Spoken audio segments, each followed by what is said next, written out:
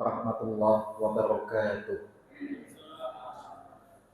Alhamdulillahilladzi bi ni'matihi tatimmus shalihat wa bi fadlihi turfa'u darajat wa tukaffaru sayyi'at. Asyhadu an la ilaha illallah wahdahu la syarika lah qadil hajat wal alim bil khafaya wal ma'munat. Wa asyhadu anna nabiyyana Muhammadan abduhu wa rasuluhu sayyidul bariyat sallallahu alaihi wa ala alihi wa ashabihi wa ikhwanihi ma tamatil ardu was samawat amma ba'd. Allahumma la ilma lana illa ma 'allamtana innaka antal alimul hakim fa'alimna ma yanfa'una wanfa'na bima 'allamtana wa zidna ilman walhamdulillahi ala kulli hal. Rabbana iftah bainana wa baina qaumina bil haqqi wa anta khairul fatihin.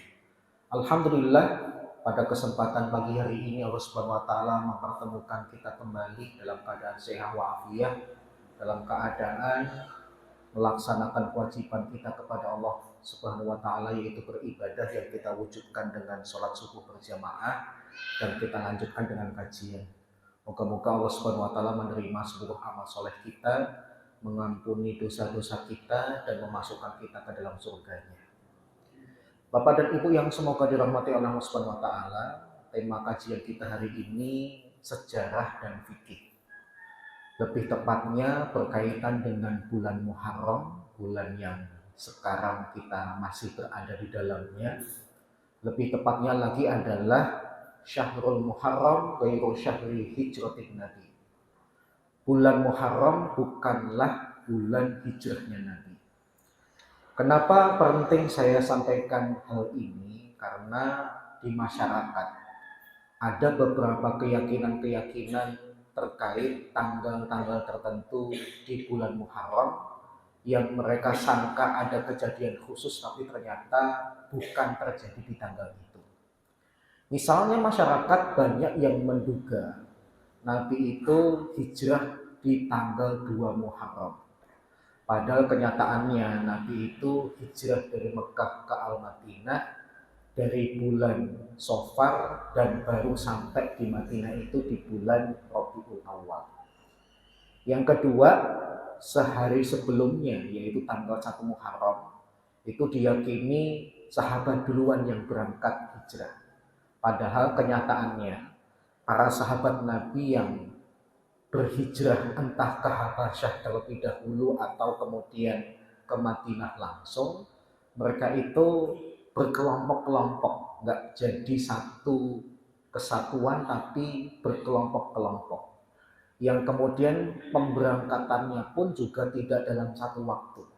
Dimulai dari akhir bulan Dzulhijjah sampai kemudian di bulan Safar. Dan yang ketiga, ada juga keyakinan masyarakat bahwasanya kalender Hijriah itu sudah ada di zaman Nabi. Enggak.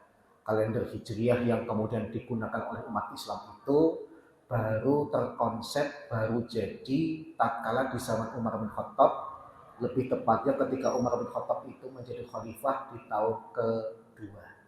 Inilah yang menyebabkan kenapa kita perlu membahas tema ini. Selain juga nanti kalau ada sisa waktu, kita bahas beberapa perkara yang berkaitan dengan bulan Muharram itu sendiri.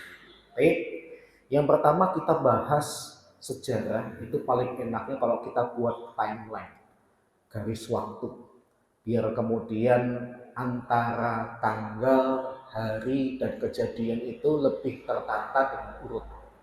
Yang pertama kita mulai dengan peristiwa yang disebut dengan peristiwa Bai'atul Aqobah Al-Kubra. Bai'at Aqobah yang besar. Terjadi kapan? Tanggal 12 Dzulhijjah di tahun ke-13 kenabian. Jadi di momen-momen terakhir Nabi akan meninggalkan kota Madinah, ada sebuah peristiwa besar yaitu Bai'atul Aqobah.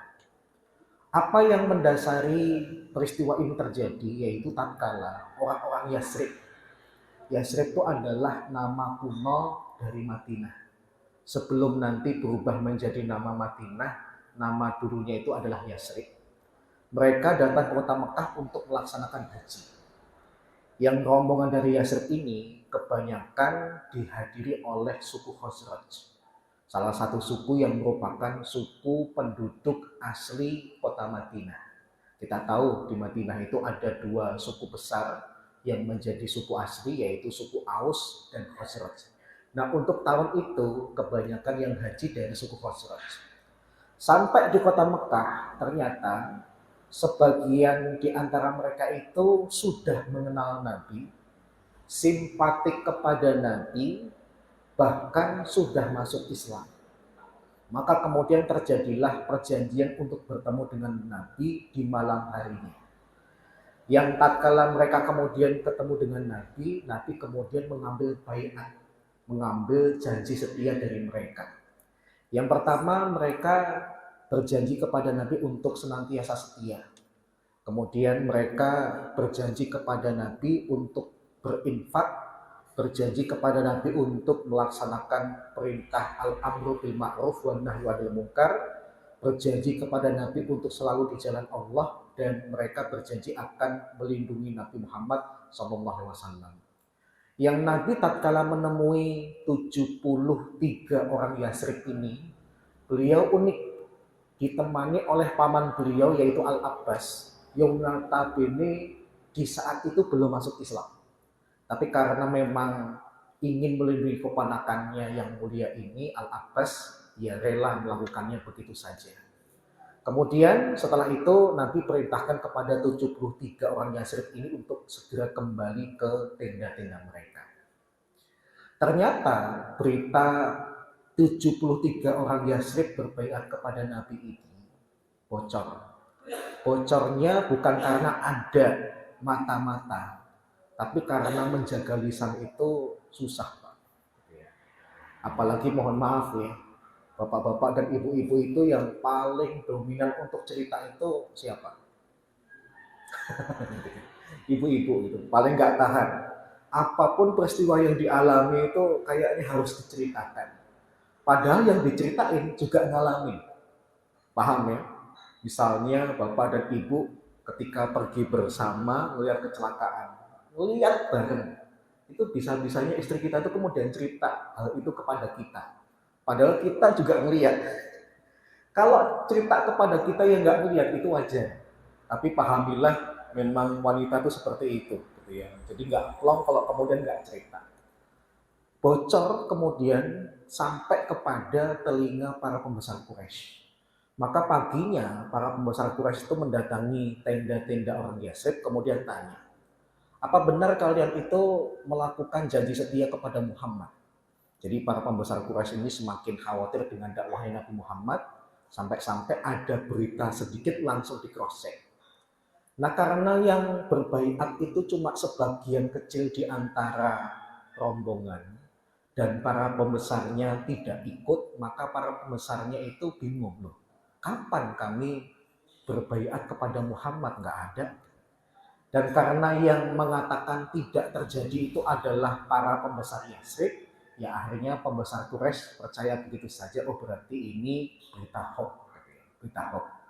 Dan semenjak Nabi mendapatkan janji setia atau baiat dari penduduk Yasrib, maka Nabi mengizinkan umat Islam pada saat itu untuk memulai perjalanan hijrah ke Yasrib atau Madinah, karena sudah ada jaminan keamanan dari penduduk Madinah itu sendiri. Kemudian peristiwa yang kedua, bagaimana awal mula hijrahnya Nabi. Yang pertama, ada sebuah peristiwa besar yang terjadi pada tanggal 26 Safar. 2 bulan setelah peristiwa Bai'atul Aqobah itu, ada peristiwa besar yang terjadi di Darun Nadwah.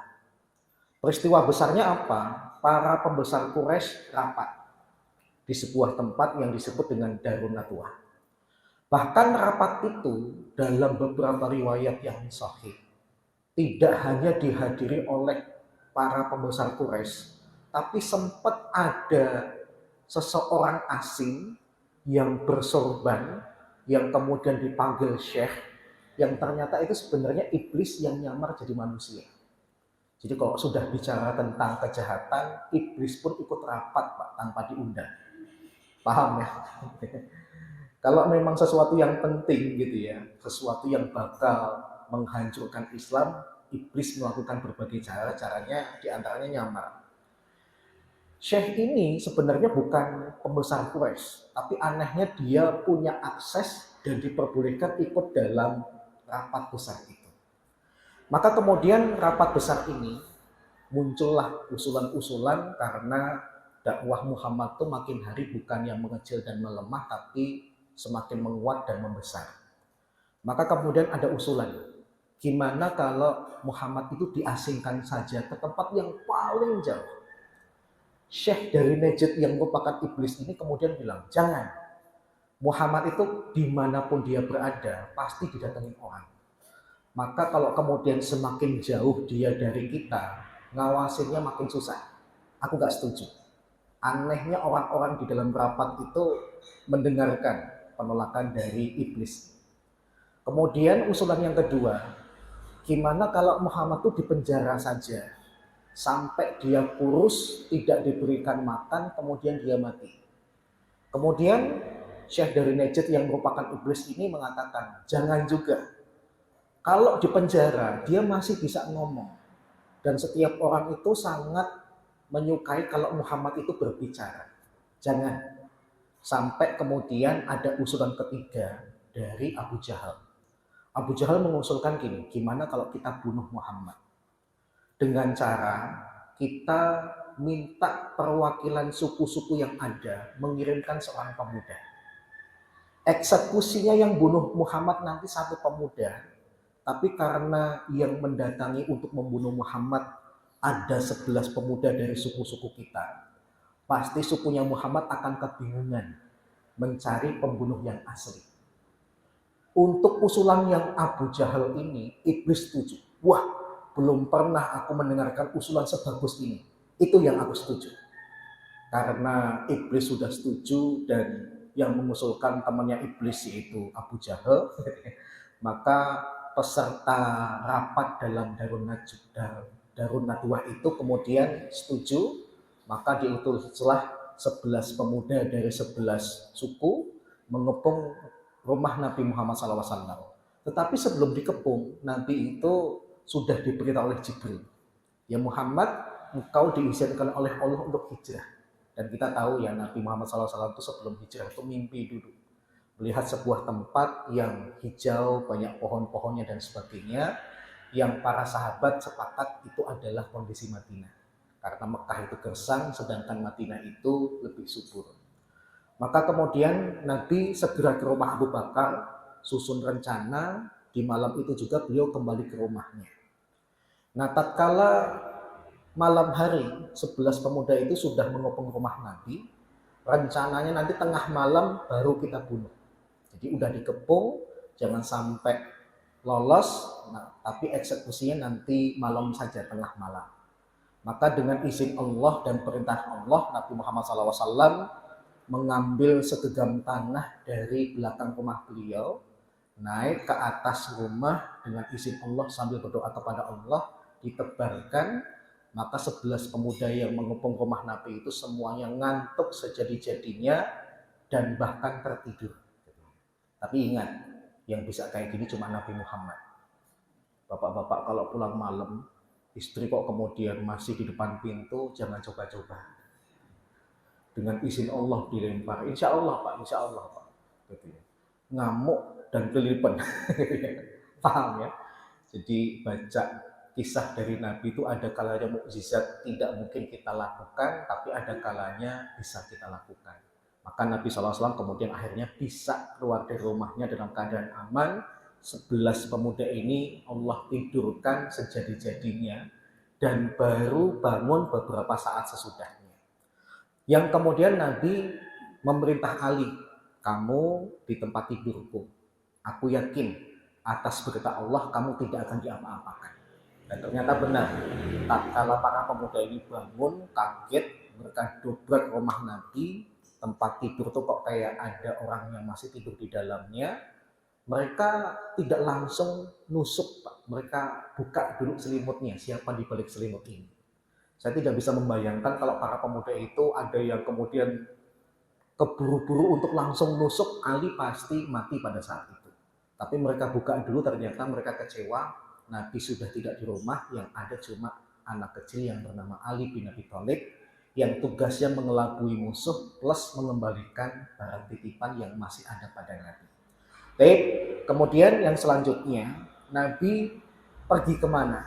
Nabi dan Abu Bakar punya rencana mereka tidak langsung ke utara.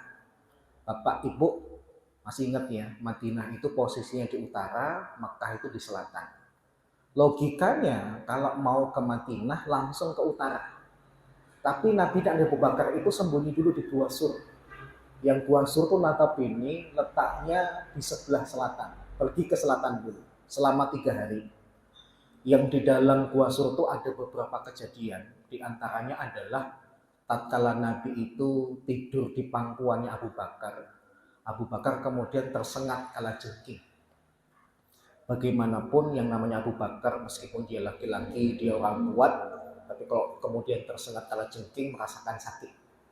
Dia berusaha untuk tidak mengeluh dengan suara, dia tahan, tapi bagaimanapun rasa sakit itu pasti ada tandanya. Dia tahan, efeknya dia nangis, nahan sakitnya, sampai kemudian ada setetes air mata yang jatuh mengenai Nabi yang sedang tidur di pangkuannya. Maka tetesan air mata itu membangunkan Nabi. Nabi kemudian melihat kondisi Abu Bakar yang kesakitan. Dengan izin Allah, Nabi Muhammad SAW itu kemudian meludah. Yang ludahnya itu kemudian ditempelkan pada kaki Abu Bakar yang tersengat kalajengking. Dalam waktu yang singkat, luka itu sembuh. Bahkan Abu Bakar mengatakan sampai tidak ada sisanya kalau aku pernah disengat kalajengking pada saat itu. Tapi ingat ya, kebiasaan menyembuhkan dengan ludah itu cuma Nabi. Karena di pondok pesantren itu sering terjadi gitu ya. Namanya apa Pak? Disuwuk ya. Jadi anak-anak pesantren khususnya NU itu kenyang Pak. Jadi kalau mereka korengan dan sebagainya itu menghadap kepada kiai itu bukan dikasih salep, bukan dikasih obat. Tapi kiainya kemudian niru Nabi Muhammad dengan doa, kemudian sambil menggerakkan mulut diludahin koreng dari santri-santrinya itu.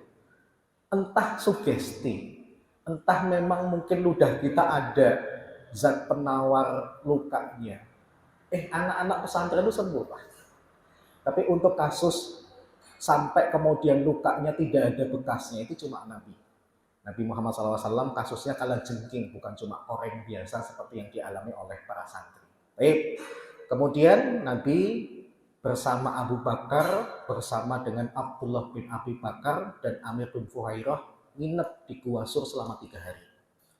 Bahkan di saat itu, karena merasa gagal menangkap bahkan membunuh Muhammad, terjadi sayembara.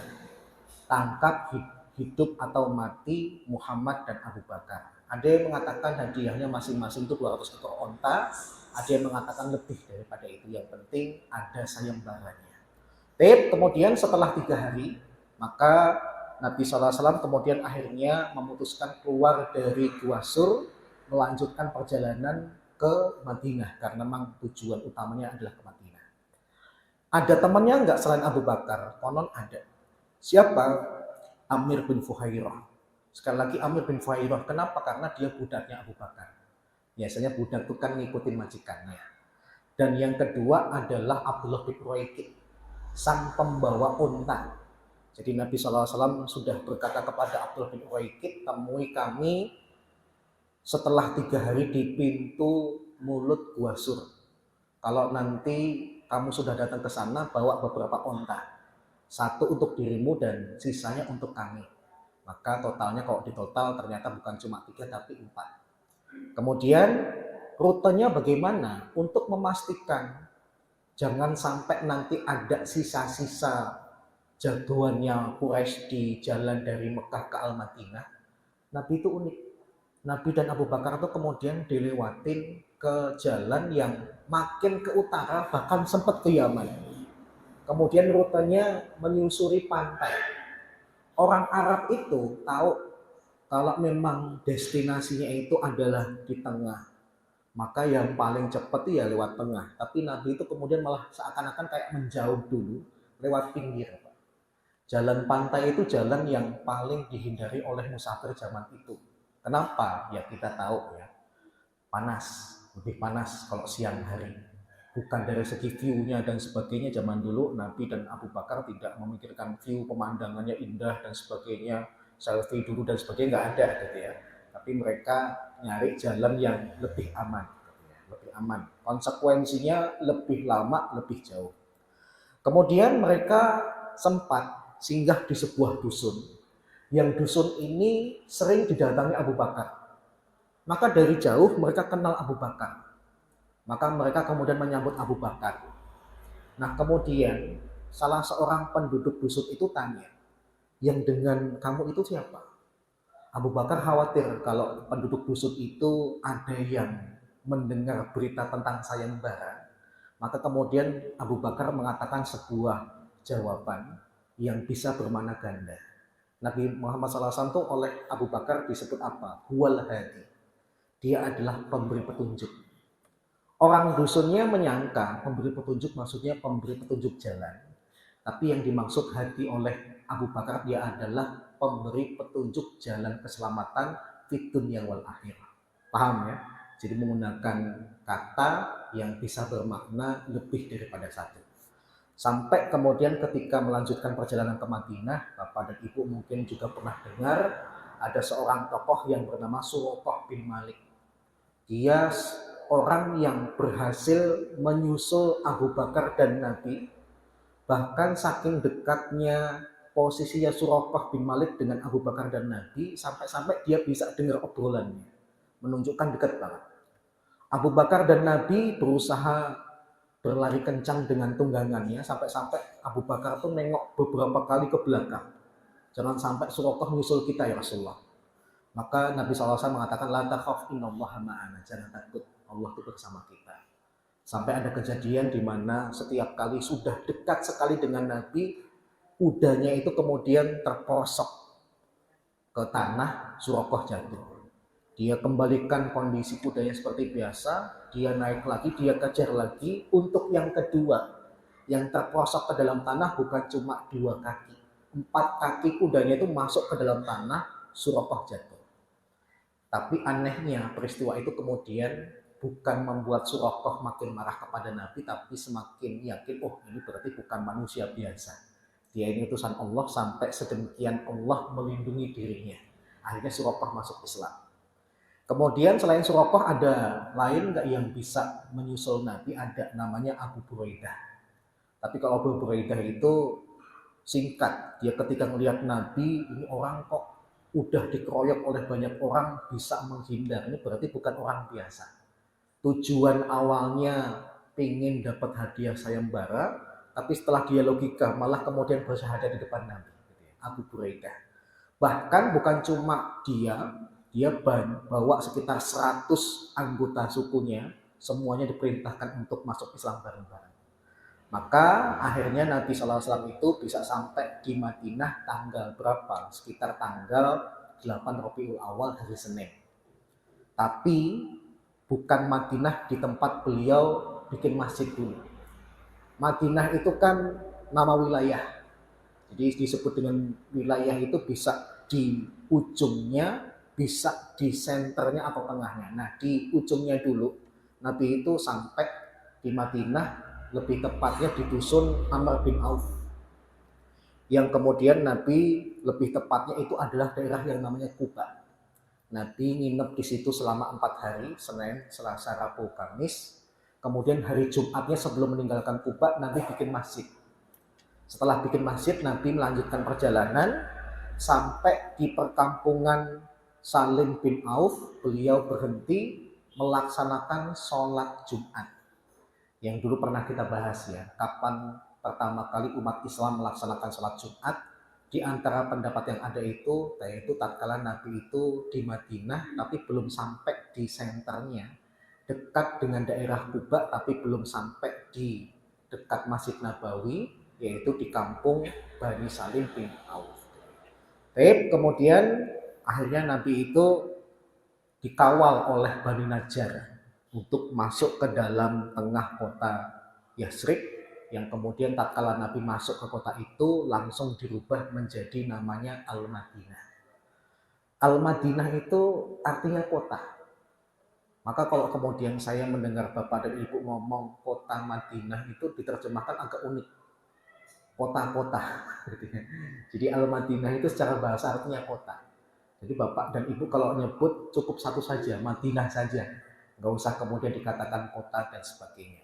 Seperti ungkapan malam Lailatul Qadar. Lailah itu udah malam. Kalau diterjemahkan lucu, malam-malam Qadar. Padahal malamnya cuma sekali. Sebut saja Lailatul Qadar atau malam Qadar. Yang penting malamnya satu saja, jangan sampai diulang dua kali.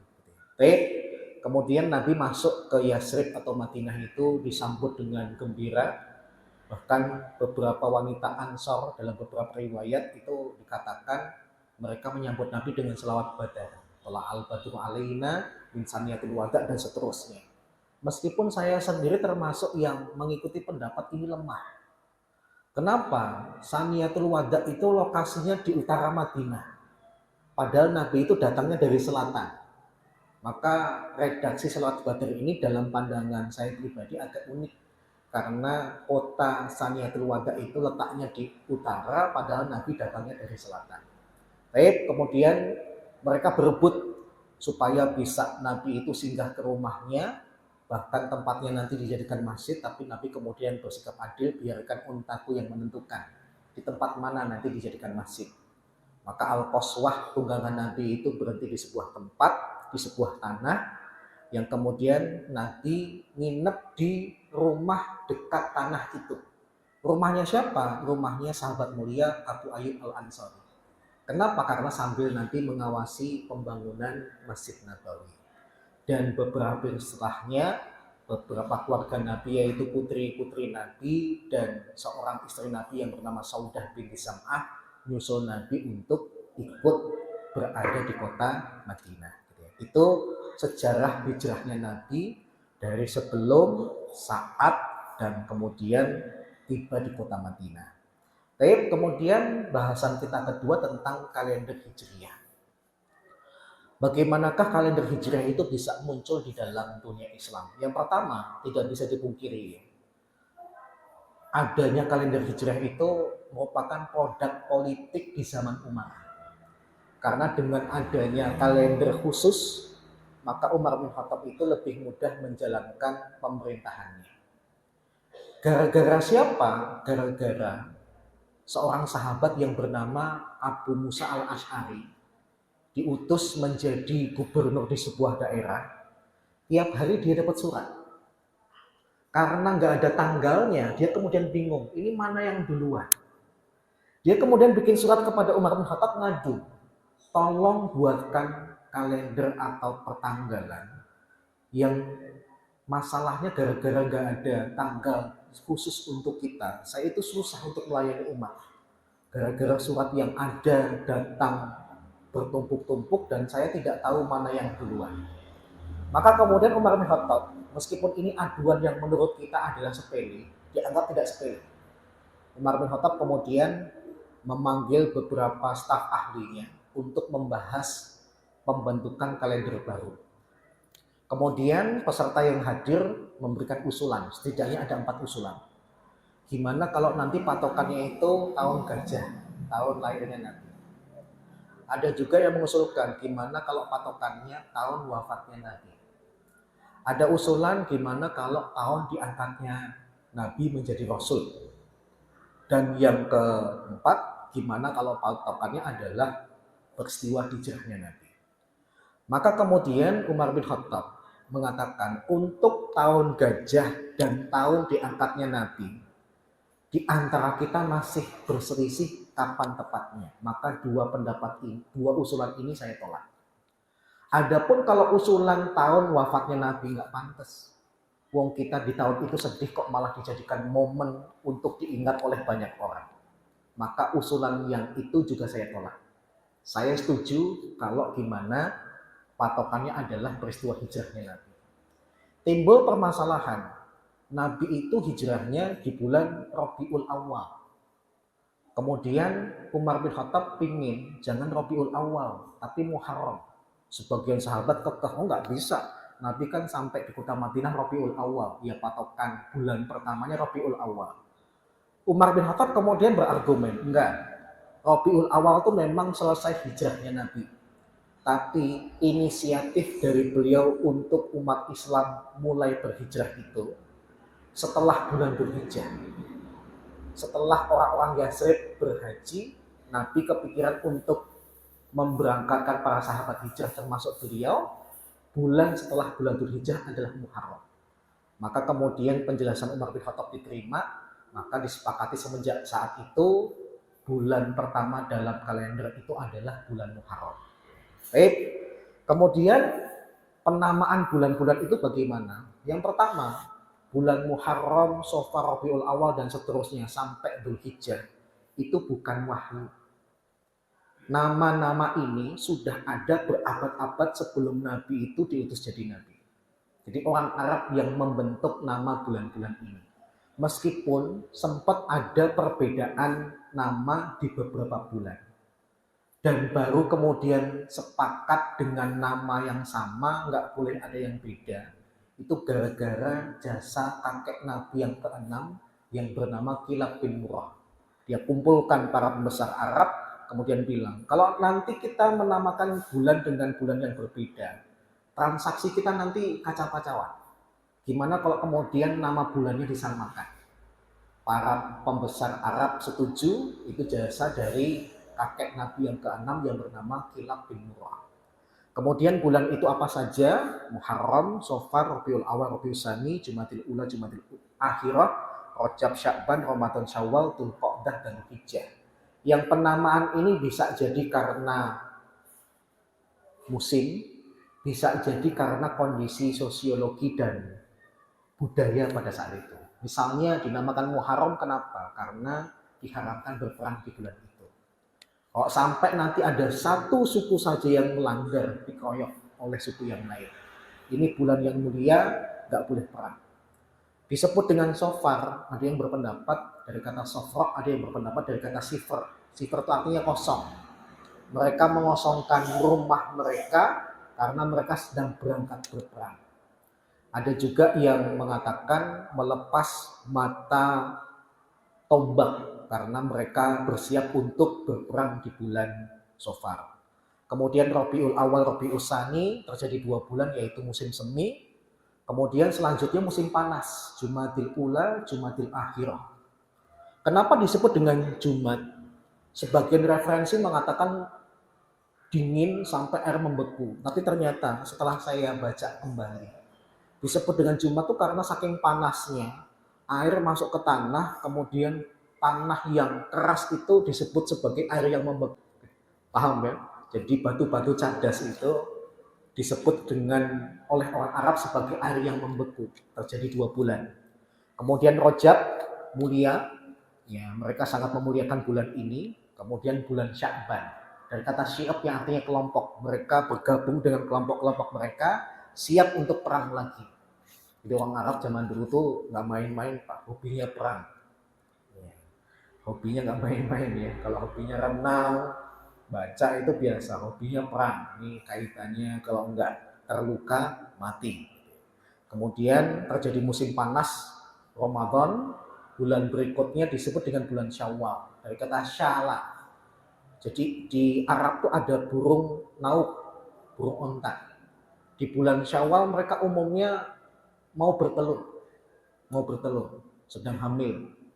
Dan tanda kalau mereka hamil itu biasanya sayapnya diangkat, kelihatan begitu kurusnya. Jadi burung onta itu kalau sedang hamil malah nggak gemuk, nutrisinya diambil untuk calon janinnya. Ngangkat ekor, kelihatan kurusnya, dari kata syala yang artinya mengangkat ekor dan mengangkat sayap. Kemudian Dzulqa'dah mereka duduk-duduk persiapan untuk berhaji, dan bulan terakhir disebut dengan bulan Dzulhijjah karena ada pelaksanaan ritual haji. Kemudian bulan Muharram adalah bulan yang mulia.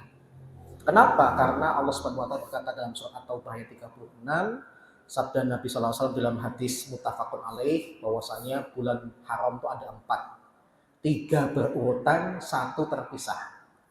Dzulqa'dah, Dzulhijjah, Muharram berurutan. yang pisah Nabi sebut dengan Rajab Mudhar. Sebagian ikhwan tanya kepada saya, Rajab kok ada yang dinamakan dengan Rajab Mudhar? Apakah Rajab itu bermacam-macam? Saya katakan tidak. Rajab Mudhar itu gara-gara dulu ada dua suku. Suku Rabi'ah, suku Mudhar. Suku Rabi'ah itu memuliakan bulan Ramadan. Suku Mudhar memuliakan bulan Rajab. Nah, karena Rajab itu dimuliakan oleh suku Mudhar, maka Nabi menyebut dengan Rajab Mudhar. Bulan Rajab yang dimuliakan oleh suku Mudhar, yang terletak antara bulan Jumadi dan Sya'ban. Kemudian keutamaannya apa? Kata Abdullah bin Abbas, karena bulan-bulan ini mulia, yang memuliakan adalah Allah, konsekuensinya diingat. Kalau berbuat dosa, dosanya makin gede. Kalau berbuat baik, kebaikannya dilipat gandakan. Kayak bulan Ramadan ya. Kalau kita berbuat baik, dilipat gandakan. Tapi kalau berbuat dosa, ya dilipat gandakan. Konsekuensinya gitu. Kemudian sunnahnya apa? Memuliakan bulan haram dalam pandangan Islam, yaitu dengan berpuasa. Ada seorang sahabat yang bernama Al-Bahili menemui Nabi, kemudian bilang, saya itu yang pernah ketemu Anda di tahun pertama. Nabi melihat fisiknya, kamu kok kurus banget. Kemudian Al-Bahili mengatakan, ya karena saya setiap hari puasa. Saya itu makannya nanti pas malam. Nabi kemudian mengatakan, jangan kayak gitu. Puasanya di bulan Sober, puasa di bulan Ramadan tambah hari. Dia mengatakan, saya bisa lebih daripada itu, lebih daripada itu, lebih daripada itu, sampai Nabi kemudian memberikan jawaban, puasalah dan diantaranya berpuasa, wasum ashhural haram, berpuasalah di bulan-bulan haram. Baik, kemudian yang kedua, pembahasan para ulama terkait dengan bulan-bulan yang dimuliakan. Boleh nggak kemudian berperang di bulan itu? Para ulama kebanyakan kemudian berargumen dengan surat Al-Baqarah ayat 217. Tatkala Nabi itu ditanya, yas'alunaka 'anil syahril harami qitalin fih. Mereka bertanya kepadamu ya Muhammad tentang hukum berperang di bulan haram. Qul qitalun fihi kabir. Katakanlah berperang di bulan haram itu dosanya besar. Nah, ayat ini diperselisihkan oleh para ulama. Apakah sudah dimansuh atau masih berlaku hukumnya? Para ulama beda pendapat. Tapi kalau menurut jumhur di antara Ibnu Katsir atau Bari dan sebagainya, mereka berpendapat ayat ini sudah dimansuh. Karena ada peristiwa Nabi itu pernah berperang di salah satu bulan haram. Yang berpendapat ayat ini tidak dimansuh ada seorang ulama besar yang bernama Atha. Dia kemudian mengatakan, kalau Nabi itu kemudian berperang di bulan haram, pasti sebabnya adalah darurat.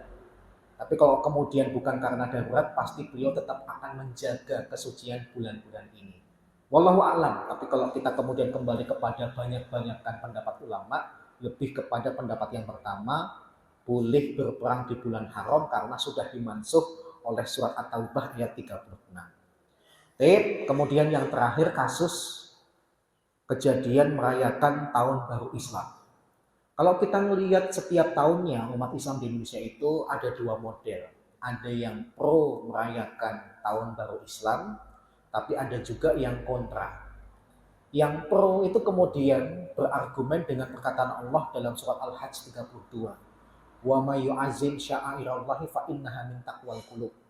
Barang siapa yang mengagungkan syiar-syiarnya Allah, maka itu berangkat dari ketakwaan hati. Jadi kami merayakan tahun baru Islam itu sebagai bentuk mengagungkan syiar-syiarnya Allah. Tapi bagi yang kontra, mereka mengatakan di dalam sejarah ulama-ulama terdahulu dari zaman Umar lah yang menginisiasi kalender Hijriah. Gak ada tuh peringatan setiap tahun baru Islam. Yang kedua, kalau ini diperingati, kalian bersukaria, kok malah kayak Id. Padahal Id di dalam Islam itu cuma ada dua, Idul Fitri, Idul Adha. Terjadi adu argumen di antara dua kelompok, sehingga kemudian saya bikin jalan tengah. Ya kalaupun ada saudara kita yang merayakan, ya kita hormati, selama merayakannya tidak dengan kemaksiatan. Misalnya ya, kalau di Indonesia itu apa sih? Merayakan bulan Muharram, dengan pawai, dengan lomba-lomba dan sebagainya itu diperbolehkan. Kenapa bukan kemaksiatan? Tapi kalau Muharram identik dengan kemaksiatan, saya setuju untuk diprotes, untuk dihilangkan. Kemudian kasus apakah benar di bulan Muharram itu ada lebaran anak yatim? Karena ada hadis yang berseliweran bahwasanya ada perkataan waman masaha yadahu ala ra'si yatim yauma asyura rafa'allahu ta'ala lahu bi kulli sya'ratin darajah. Barang siapa yang mengusap kepala anak yatim dengan tangannya pada hari Asyura 10 Muharram, maka Allah akan angkat derajatnya di setiap rambut yang dia usap. Jadi semakin banyak rambut anak yatim yang terusap, maka nanti derajatnya itu sejumlah rambut itu. Maka hadis ini komentar oleh para ulama hadis gitu ya. Yaitu apa? Hadis yang lemah. Setahu saya hadis ini adanya dalam kitab Tanbihul Ghafirin nomor hadis 212. Itu komentar para ulama lemah. Tetapi kemudian sebagian saudara kita berargumen, hadis lemah itu kan masih bisa dilaksanakan selama bukan hadis palsu. Maka mereka kekeh merayakan ini. Tapi saya dulu pernah mengatakan ya, tidak adil kalau kemudian lebaran di bulan 10 Muharram itu dikatakan lebaran anak yatim, karena kita tahu sebabnya itu adalah meninggalnya Husain, cucu Nabi yang dipenggal. Karena Husain meninggal, anaknya dianggap yatim. Maka ini penganggapan yang kurang pas. Kenapa? Karena kalau kemudian Husain meninggal, anaknya dikatakan yatim, istrinya juga dipikirin loh. Kalau suaminya meninggal, berarti istrinya sekarang jadi janda. Jadi pada tanggal 10 Muharram itu lebih adil kalau dikatakan lebaran anak yatim dan lebaran para janda. Nah itu saya setuju. Paham ya? Kenapa? Kaitannya dengan Husain. Jangan pikirin anaknya saja, istrinya juga dipikirin. Jangan cuma mengistilahkan yatim saja, jandanya juga dimunculkan. Tapi sampai detik ini belum pernah ada ya lebaran janda. Ya. Tapi kok seandainya ada, mesti bapak-bapak senang ya. Gitu ya. Kemudian kasus boleh nggak puasa 10 Muharram tapi masih utang Ramadan? Para ulama nggak ada yang iya sekata. Para ulama memberikan pendapat masing-masing. Yang pertama mengatakan boleh. Kenapa? Karena membayar hutang puasa Ramadan itu waktunya panjang. 11 bulan sampai Ramadan berikutnya. Maka ketika datang bulan Muharram tanggal 10 puasalah. Membayar hutangnya masih bisa dilanjutkan setelah itu. Ibarat orang sholat. Duhur itu kan misalnya dari jam 12 sampai jam 3. Tidak harus dia sholat jam 12. Jam 1 silahkan, jam 2 silahkan, sebelum jam 3 juga silahkan. Itu alasan yang pertama. Hanafiyah, Syafi'iyah. Yang kedua, pendapat remeng-remeng, Malikiyah, makruh. Mereka mengatakan, ya kalau dilakukan sih nggak berdosa. Tapi bagusnya sih, ya bayar utang dulu, baru kemudian Asyura. Pendapat yang ketiga, pendapat Imam Ahmad bin Hambal. Perkataannya agak ekstrim, haram. Kenapa? Karena saum sunnah itu baru sah untuk dilakukan tatkala yang wajib sudah terpenuhi. Beliau menganalogikan seperti ketika puasa 6 hari di bulan Syawal. Redaksi Nabi itu kan man shoma ramadhana sum'at bahu sitan min Syawal kana kasiyami dahri. Barang siapa yang puasa Ramadan kemudian diikuti 6 hari di bulan Syawal seperti puasa sepanjang tahun. Redaksinya kan puasa Ramadan dulu, baru kemudian Syawal. Berarti kalau kemudian Ramadannya masih bermasalah, jangan Syawal dulu.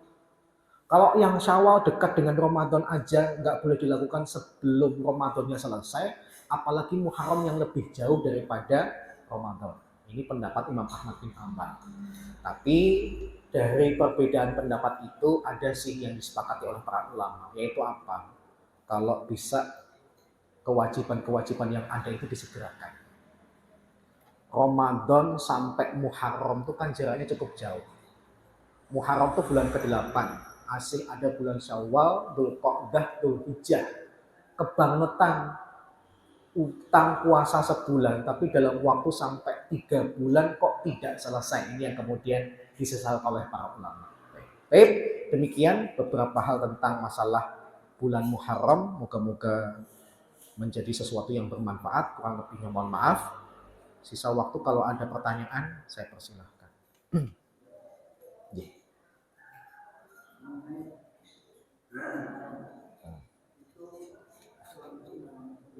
Waalaikumsalam.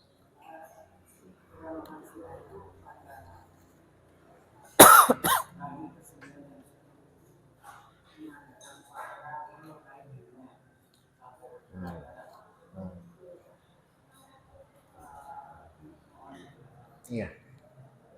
Tapi yang pertama, orang Syiah itu melukai dirinya nanti Pak, tanggal 10 saja. Tapi kalau tanggal 9 mereka tidak. Gitu ya. Tanggal 10 itu mereka nanti ngapain? Mereka nanti akan kumpul di tempat-tempat tertentu, apakah itu masjid atau di luar masjid. Kemudian dibacakan kisahnya Husain sampai Husain itu kemudian meninggal terpenggal, membuat mereka menangis, nangis bareng. Setelah itu nanti ada ritual bagi yang berani melakukan melukai diri sendiri dengan melakukan kegiatan yang disebut dengan patokbir, pakai tok ya, patokbir, melukai diri sendiri ya. Idealnya bagi mereka itu adalah sampai berdarah. Tapi kalau kemudian tidak bisa sampai berdarah, maka bisa dengan nepuk-nepuk anggota tubuh sampai memar, sampai kulitnya berwarna merah, kayak nampar-nampar pipi, nepuk kepala, nepuk punggung dan sebagainya. Minimalnya ada kegiatan badan tersakiti. Alasannya adalah mereka melakukan itu dalam rangka napak tilas jasa Husain dalam Islam, karena Husain berjuang dalam Islam sampai kepalanya terpenggal. Maka mereka harus mengikuti pengorbanan Husain dengan cara ada rasa sakit yang mereka alami sebagaimana rasa sakit yang dirasakan Husain sampai dia terpenggal. Nah itu di dalam Islam diharamkan. Jangankan sampai berdarah-darah. Nabi itu melaknat para perempuan yang menampar pipi, merobek baju tatkala mereka bersedih. Jadi orang Arab zaman dulu, di zaman jahiliyah itu, ekspresi untuk menunjukkan kesedihan itu dibiarkan semau mereka. Ada di antara mereka itu nampar pipi sampai mereka kesakitan sendiri. Bahkan ada yang merobek-merobek baju. Mohon maaf ya, salah satu suku yang beragama Kristen di Indonesia itu kan juga seperti itu ya. Batak itu kalau kemudian ada yang mati itu nangis sejadi-jadinya. Bahkan sampai kemudian pingsan, nanti bangun, nangis lagi, pingsan lagi dan sebagainya gitu ya. Nah itu di dalam Islam dilarang Bapak. Ya, dilarang Bapak. Kalau nampar pipi yang sampai tidak berdarah saja Nabi melaknat, apalagi sampai kemudian lebih daripada itu. Gitu ya. Itu pun dalam dunia Syiah sebenarnya juga tidak sepakat Pak. Ada ulama Syiah yang memperbolehkan, ada juga yang tidak memperbolehkan. Tapi kita tahu Syiah bukan Islam. Jadi kalau mereka melakukan seperti itu, yaitu urusan mereka. Bukan perkara kita untuk mengikuti mereka, perkara kita justru sebenarnya untuk mendakwai mereka ke jalan yang benar. Wallahu a'lam. Ya sebenarnya tidak harus di Iran, di Indonesia pun sudah ada Pak. Di Indonesia pun sudah ada. Gitu ya. Seperti pentolan Syiah perempuan, ya itu juga sudah melakukan seperti yang dulu saya tampilkan. Di Indonesia itu sudah ada. Bahkan ketika pentolan Syiah perempuan di Indonesia itu menyayat kulit kepalanya dengan golok, kemudian berdarah, beberapa hari setelahnya itu kemudian dia wawancarai oleh wartawan, dia mengatakan dengan rahmat dari Husain, kulit kepala saya yang terluka sudah sembuh dan kering. Wah gitu. Dia malah pamer. Gitu. Waliyadzubillah. Baik, demikian ya. Sudah jam 6:04, sudah agak siang. Tidak bijak kalau kemudian saya perpanjang lagi. Kita tutup dengan doa kafaratul majlis dan hamdalah. Subhanakallahumma wa bihamdika asyhadu an la ilaha illa anta astaghfiruka wa atubu ilaik. Assalamualaikum warahmatullahi wabarakatuh.